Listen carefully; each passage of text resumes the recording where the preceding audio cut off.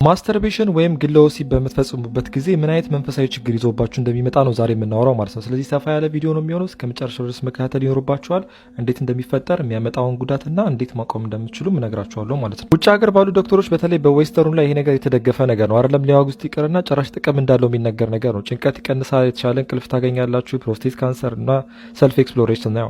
ራሴን ኤክስፕሎር አደርጋለሁ ብላችሁ በዛ ኮንታ ትገባላችሁ። ታዲያ እነሱ እንደዛ ይበሉ እንጂ ማስተርቤሽን ከጥቅሙ ይልቅ ጉዳቱ በእጅጉ ያመዘነ ነው። እዚህ ጋር ማወቅ ያለባችሁ ነገር የሜዲካሉ ነገር እንዳለ ሆኖ ነገር ግን ይሄ የስፒሪቹዋል ዋርፌር ነው ወይም ደግሞ በመናፍስት ደረጃ የምትዋጉት ውጊያ ነው። የዝሙት መናፍስቶች እናንተ ጋር ትልቅ ኢንፍሉዌንስ ይኖራቸዋል ማለት ነው።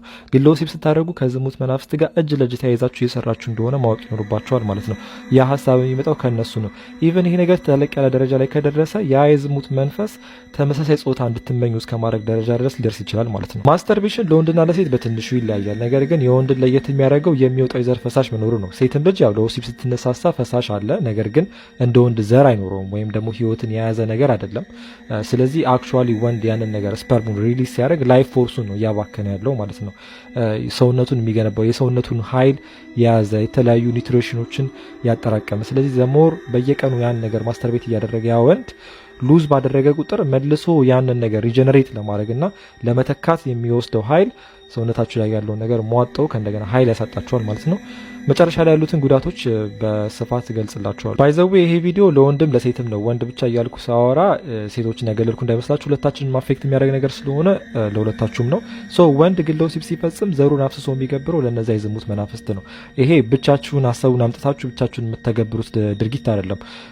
ብቻችሁን ሊመስላችሁ ይችላል፣ ግን በመናፍስት ዓለም ደግሞ ሌላ ኬዝ እየተፈጠረ ነው። ሁለት ሰው የሚፈልግ ድርጊት ለብቻችሁ ስታደርጉ በመናፍስቱ ዓለም ደግሞ እናንተን ለመገናኘት የሚፈልግ አካል ይኖራል ማለት ነው። አሁን ደግሞ ወደ ሴቶች ስመጣ ሴት ግለ ወሲብ ስትፈጽም ደግሞ የእሷ ብልት የሰው ነፍስ ስጋ ለብሶ ወደዚች ዓለም የሚቀላቀልበት ፖርታል ወይም ደግሞ በር እንደመሆኑ መጠን የሚገናኛት ሰው ሳይኖር ግለ ወሲብ ስትፈጽም መጥፎ መናፍስቶች በእሷ እንዲወለዱ እያደረገች ነው ማለት። ስለዚህ ያንን የእሷን ድርጊት ሰበብ አድርገው በእሷ ተዋርሰው ይወለዳሉ ማለት። የዝሙት መናፍስቶች በቀጥታ እናንተ በራሳችሁ ላይ ግለ ወሲብ እንድትፈጽሙ አያደርጓችሁም። ነገር ግን የዝሙት ሀሳብ በአእምሯችሁ እንዲዘዋወር ያደርጉባችኋል። ያንን መጥፎ የዝሙት ሀሳብ ይዘሩባችኋል ማለት ነው። ከዛ ሜቢ ስክሮል ስታደረጉ የሆነ ስሜት ቀስቃሽ የሆነ ቪዲዮ ልታዩ ትችላላችሁ። ሜቢ ወንድ ሆነ ትልቅ መቀመጫ ያላትን ሴት አይተ ያ ስሜት ያ ሀሳብ ሊመጣብህ ይችላል ማለት ነው። ሴት ሆነች ደግሞ የሆነ ፊልም ስታይ የሆነ ሮማንቲክ ነገር ሲያደርጉ ሲሳሳሙ አይተሽ ያ ስሜት ሊፈጠርብሽ ይችላል ማለት ነው። ከዛ ያ ሀሳብ በአእምሯችሁ ሲመላለስና ሲፈታተናችሁ መጨረሻ ላይ ለግለ ወሲብ ትወድቃላችሁ ማለት ነው። ያ ነገር በተደጋገመ ቁጥር ደግሞ በምናባችሁ ራሳችሁን ማርካት ያስጠላችሁና ከዛ ሌሎች ሰዎች ግንኙነት ሲያደርጉ እያያችሁ ራሳችሁን ማርካት ትጀምራላችሁ ማለት ነው። ከጊዜ ብዛትም ሰርች እያደረጋችሁ የምታገኟቸው የወሲብ ምስሎች ከመደበኛው ሴክስ አይነት የወጣና ያፈነገጠ ቅጥ ያጣ ይሆናል ማለት ነው። ምክንያቱም ድሮ በምታዩት የመደበኛ ሴክስ ቪዲዮዎች እየረካችሁ አይደለም። ስለዚህ ልቅ የሆኑ ወይም ደግሞ ኪንክ የሚባለው ነገር አለ። እነዚህ መናፍስቶች የተለያየ ኪንክ ወይም ደግሞ የተለያየ አእምሮትን በውስጣችሁ ይፈጥሩባቸዋል ማለት። ስለዚህ ድሮ የነበረውን ዶፓሚን ማርካት ስላልቻላችሁ ከዛ የተሻለ ነገር ስለፈለጋችሁ ሌላ ዊርድ የሆነ ነገር ማየት ጀምራላችሁ ማለት ነው። ስለ ዶፓሚን ልንገራችሁ። ዶፓሚን በሁሉም ሰው አእምሮ ውስጥ የሚገኝና ደስታ እንዲሰማን የሚያደርግ ነገር ነው። ለአእምሯችን የሪዋርድ ሲስተም ወይም ደግሞ በምናደርጋቸው ነገሮች የሚፈጠሩትን ስሜቶች ልክ እንደ ስጦታ ለአእምሯችን የሚያቀርብ ኒውሮ ትራንስሚተር ወይም ደግሞ የነርቭ አስተላላፊ ነው ማለት። ስለዚህ የወሲብ ቪዲዮ በተደጋጋሚ ባያችሁ ቁጥር ማለት ነው የተሻለ ነገር ትፈልጋላችሁ። ምክንያቱም ዶፓሚናችሁ ይደነዝዛል ማለት ነው። ዛሬ የሚያስደስታችሁን ነገር አይታችሁ ከዛ ሞር አእምሯችሁ ተጨማሪ ነገር ተመሳሳይ ስሜት ለመፍጠር ተጨማሪ የሆነ ነገር ይፈልጋል። ለዛ ነው ዊርድ የሆነ ነገር ማየት የምትጀምሩት። የሰፕላይና የዲማንድ ጉዳይ ነው። ውስጣችሁ በጣም በፈለገ ቁጥር ፍላጎት በተነሳሳበት ቁጥር ማለት ነው አቅርቦቱን ማብዛት ይኖርባቸዋል። ብዙ ፖርኖግራፊዎችን መመልከት ይኖርባቸዋል ማለት ነው። ሪል ላይፍ ኤግዛምፕል ለመስጠት ያክል ድሮ 2 ቢራ ጠጥታችሁ ሞቅ የሚላችሁ ወይም ደግሞ የምትሰክሩ ከነበረ ያችን ተመሳሳይ ስሜት ከወራት በኋላ ለማግኘት ሜቢ 4 ቢራ መጠጣት ሊኖርባችሁ ይችላል። ምክንያቱም ቶለራንሳችሁ ከፍ እያለ ነው የሚመጣው ማለት ነው። በእነዚህ ድግግሞች ውስጥ ራስን ታጣውና አሁን የምነግርህን የሚከተሉት እነዚህን ችግሮች በራስ ላይ ማስተናገድ ትጀምራለህ ማለት ነው። የመጀመሪያው የጥፋተኝነት ስሜት ይሰማሃል። በራስ እንድታፍር ትሆናለህ። ራስን ስለማርካት ያለውን ሀሳብ ታብሰለስለውና ከዛ ግን ከፈጸምከው በኋላ ለሰከንዶች የምታገኛቸው እርካታ አጣጥመህ ከጨረስክ በኋላ ለምን አደረግኩት የሚል ስሜት ይፈጠርብሃል ማለት ነው። እነዛ መናፍስቶች የሚፈልጉትን ነገር ካስደረጉ በኋላና ግለ ወሲብ ራስን በራስ አድርገህ እንድታረካ ካደረጉ በኋላ የጥፋተኝነት ስሜትን በአንተ ላይ ይዘሩብሃል ማለት ነው። ከዛ ራስን ትወቅሳለህ። ስለ ራስን መጥፎ ስሜት ይሰማሃል። ሎው ሰልፍ ስቲም ይኖርሃል ማለት ነው። ሁለተኛው ደግሞ ሁሉንም ሴት በዝሙት አይን ማየት ትጀምራለህ። በዝሙት አይን እንድታይን ያደርግሃል። ያየሃትን ሴት በሙሉ ራቁቷን ማሰብ ትጀምራለህ በምናብም። ከዛ ሴት ጋር ግንኙነት ስትፈጽም እንድታስብ ያደርግሃል። ሶስተኛው ደግሞ ለስንፈተ ወሲብ ይዳርግሃል። ማለትም ሴክሹዋል ድራይቭን ይቀንሰዋል። እዚህ ጋር በስልክ የተለያዩ ሴክሹዋል ቪዲዮዎችን ማየት እየቻልክና ራስን ማርካት እየቻልክ እንዴት ሌላ ሴት አነጋግረህ ከእሷ ጋር አክቹዋል ሴክስ ታደርጋለህ ብሎ አእምሮ ስለሚነግርህ በቀላሉ የምታገኘው ነው ማድረግ የምታደርገው። ያ ከሴት ያርቀሃል፣ በራስ መተማመን ይቀንሰዋል።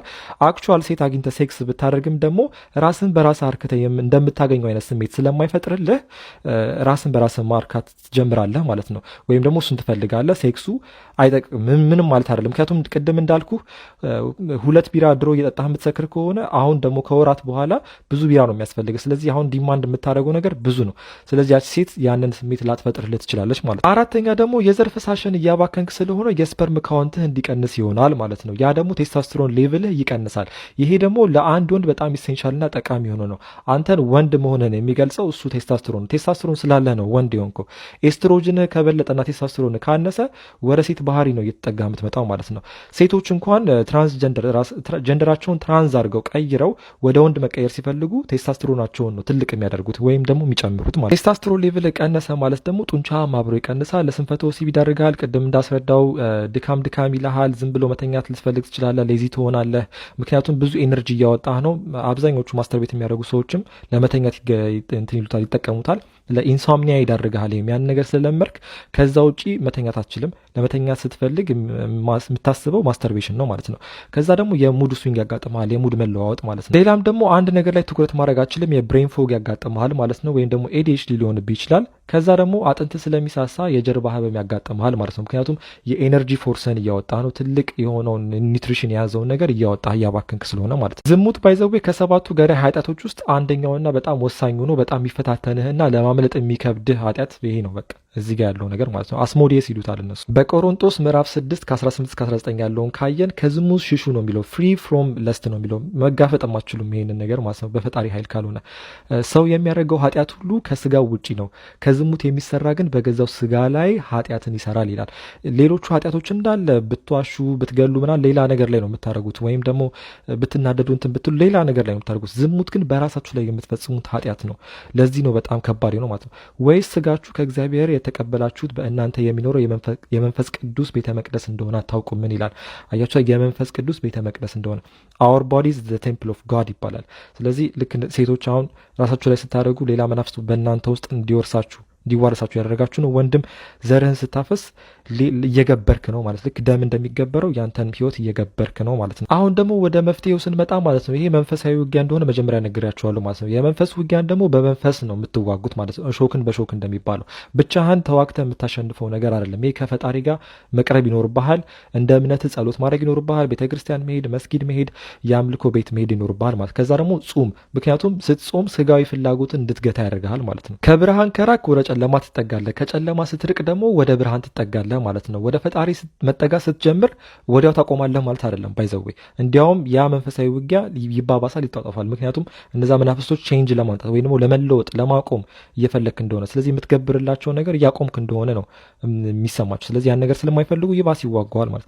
ግን አንተ በርትተህ ጸልየህ ከፈጣሪ ጋር እስከተጠጋ ድረስ ማለት ነው የሆነ ሰዓት ላይ ታቆማለህ። ዛሬ ለራስህና ለፈጣሪ ምለህ በቃ ተገዝተህ አላረገውም ብለህ ከዛ የዛን ምሽት ልትወርቅ ትችላለህ በዛ ዝሙት ማለት ነው። ወይም ደግሞ የተወሰነ ቀን አቁመህ በቀጣይ ቀን ወይም ከ3 ቀን በኋላ ልታደርጉ ትችላለህ። ግን እየተነሳ እየወደቅ የሆነ ሰዓት ላይ የፈጣሪ ኃይል ያሸንፍና የሆነ ሰዓት ላይ አቁመህ ራስን ታገኘዋለህ ማለት ነው። ስለዚህ መጾም፣ መጸለይ፣ መስገድ፣ ወደ ቤተክርስቲያን መሄድ ግዴታ ይኖርብሃል ማለት ነው። ሌላው ደግሞ አንተ በግልህ ማድረግ የምትችለው ዋናው ያንተ ተነሳሽነት ስለሆነ ያ የግል ቀስቃሽ የሆነ ቪዲዮ ሲመጣባችሁ ማለት ነው፣ ወንድም ሆናችሁ ሴት ወዲያው ስክሮል ማድረግ ማለፍ።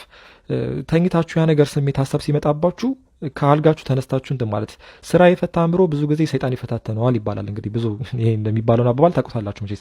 ስለዚህ ተነስታችሁ የነገር ማድረግ ፍሊ ፍሮም ለስት ነው የሚለው። ከዝሙት መሸሽ አለባችሁ።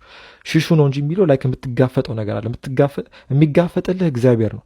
ወደ እግዚአብሔር ተጠግተህ እሱ ይጋፈጥልሃል። ከዛ ሁሉ ነገር ሀሳቢ ይቀየራል ማለት ነው። ቴንኪዩ፣ አመሰግናለሁ ጋይስ። ይሄ ቪዲዮ ለመስራት ብዙ ጊዜ ፈጅቶብኛል። 10 ደቂቃ ቢመስልም ግን ከ10 ደቂቃ በላይ ፈጅቶብኛል። ስለዚህ አይ ሆፕ ኢት ሄልፕስ። ከመጨረሻው ድረስ ላያችሁት ቴንኪዩ በጣም። ፎሎ ማድረግ እንዳትረሱ።